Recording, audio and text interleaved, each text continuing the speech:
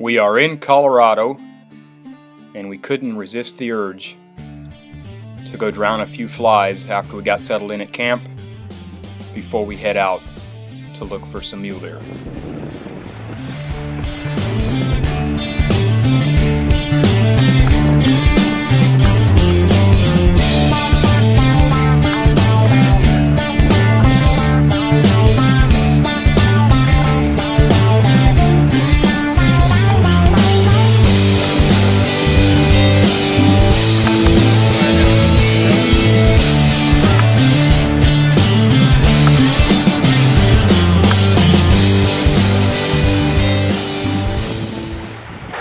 See that little orange on top of that fin? It's pretty cool.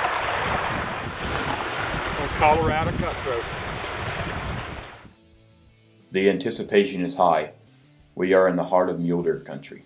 We are told this is the land of big bucks, and we just hope to find a nice set of antlers to attach our tag to. We were originally scheduled to hunt the third season, but got bumped to the second season. The first few days proved that these bucks were more elusive than we thought. With only 2 days left, we found this buck, and I decided to put my tag on him.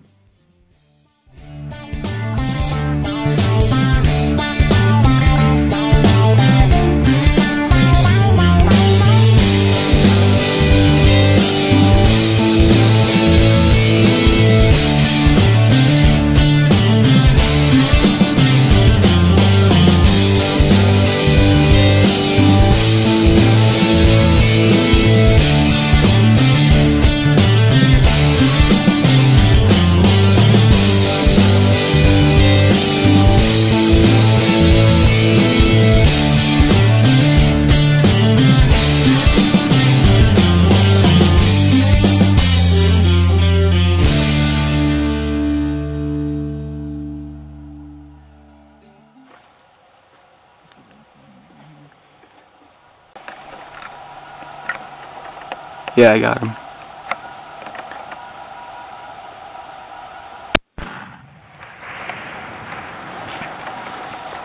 I think you got him, but Oh yeah. I can't see him, but get back on there. Yeah, he's dumping right there, dumped. Done? Well, no, he's not done yet. Get back on him. He's right below the big green tree. He's up again, but he's falling down. You see him there? Nope. Where? Oh yeah. Right below the big green tree. Is he down?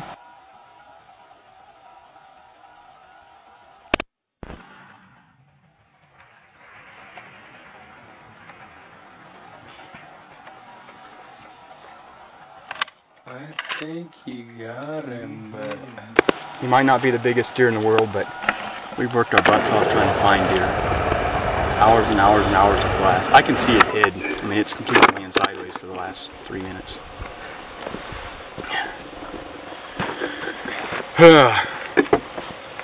720 yards.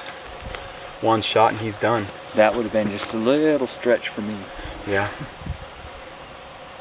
We had this deer down here in the bottom that been watching for a while. He was bedded down, and where we're at we have the best vantage point. And thought it might be a little tough getting down there on him. Shooting him off bipods the way we're normally set up to shoot. Prefer not to shoot off the sticks if I don't have to. It's okay, but I'd like to be inside a couple hundred yards to do that. So anyway, just watched him get up, and looks like we got us a dead buck. You can see his head laying down. Hasn't moved for a while, so I think we got a little pack job on our hands. Not exactly sure what he is. I think he's a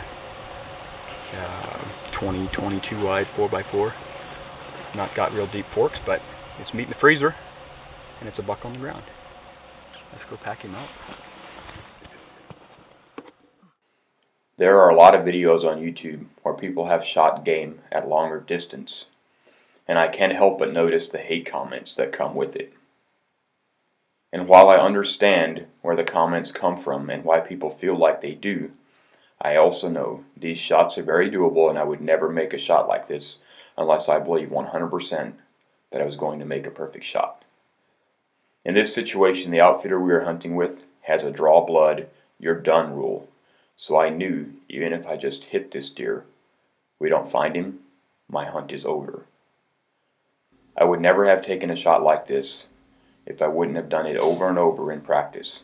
We shoot groundhogs and prairie dogs at these distances, so I knew a deer, well, there wasn't much of a question. There was no wind. It was dead calm, and wind is the hardest factor to calculate when making these kind of shots. Shooting these distances is actually easier than most people realize. If you have the right equipment and a little education, they are consistently doable.